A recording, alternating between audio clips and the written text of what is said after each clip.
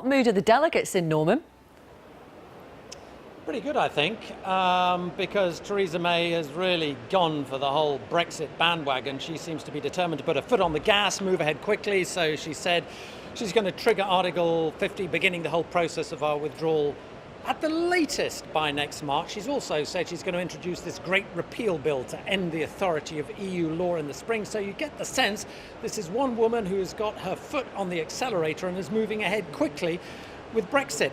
How does that go down with Tory party members here? Well, I'm joined by four of them. Rachel, who's a Remainer, Daniel, who's a sort of reluctant Remainer, Jack, who's a Brexiteer, and Harvey, I think you're more of a sort of halfway house, a bit of both, really. Rachel, let me just start with you. I mean, Theresa May is really going for it. As a Remainer, do you think, crikey, slow down? I was a Remainer, but I think that we've got kind of the right team to take us in the right direction. So I'm confident with Theresa May's approach of kind of giving us as much information as we need, but not going overboard and giving the whole game away. And I think that's a good plan from her.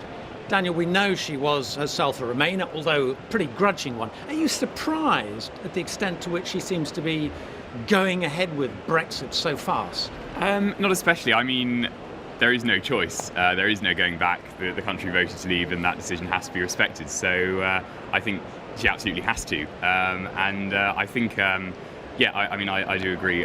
She has taken the right approach. I think it would be completely foolhardy to have sort of headlines before policy, and I think she is taking a sensible approach to it. And Jack, what do you say? I mean, you're a Brexiteer. You know, one of the big arguments is, are we in or out of the single market? Everything we've heard from Theresa May so far seems to suggest we are not going to be part of the single market.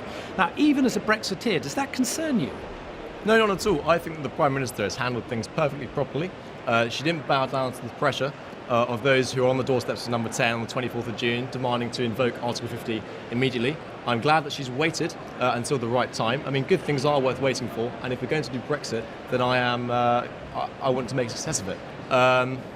At the same time, I am seriously concerned about the lack of negotiators and skilled trade negotiators which this country has at the moment, and therefore... Do you think it can be done in 2 years? Because that's the time frame we will have. If we don't have negotiators, can we actually cut the deal in that time? Oh, completely. I think we can definitely cut the deal. However, like I said, I think good things are worth waiting for. So I think that we should wait until we have those procedures in place to ensure a smooth transition from the European Union before voting the article. And I think that March will be the perfect time to do it. So I'm glad she's made that decision. Harvey, the mantra of Team May is about taking back control, particularly in terms of immigration.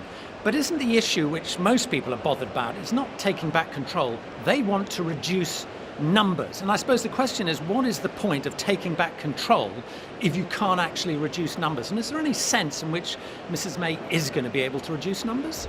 Yes, I mean, we saw the commitment yesterday about numbers. Numbers are due to come down. I think it's less about, people do have a focus on immigration, but it's not about, shutting ourselves off from the world. It's about opening ourselves up to the world.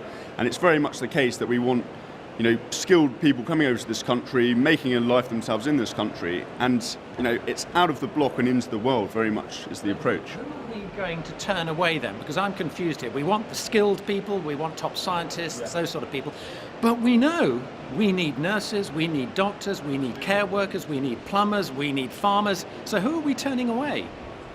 Well, this is it. These are the things that we're going to be seeing. I think it's, the case that we need to keep these things quiet. I know it doesn't give the assurance to people, but ultimately these negotiations are going to bring in those kind of elements.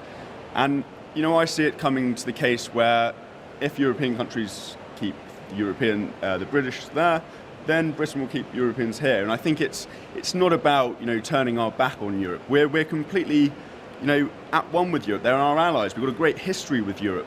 It's simply about setting a new path in an international world with globalisation and all the other things, and really, going about it in our own way with trade deals and so on. Rachel, you were part of the 48%. Do you feel you've kind of been shunted to the sidelines, that the 48% are really forgotten?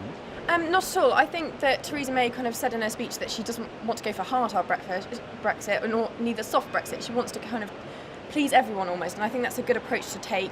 I think she's listening to the public, she's taking on board what they are saying and trying to push that forward, but of course she kind of doesn't want to give her game away at the same time, so I think we'll really know how much she's taking on board our opinion soon. And briefly, if I could just ask both Daniel and Jack, Has Theresa May become a born-again Brexiteer? We know she was Remain, but she seems pretty keen on Brexit now. I suppose she has to be committed to it, and unless she is enthusiastic and positive about it, we won't be able to make a success of it. And I think it's very good that she has. And Final word, Jack. Well, I would say she's definitely going to be a Brexiteer because obviously she has to carry out the will of the people.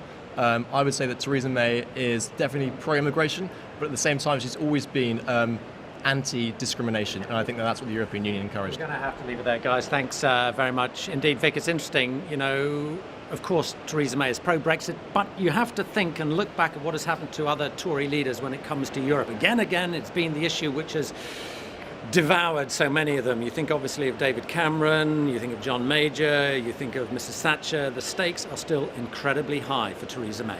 Thank you very much, Norman.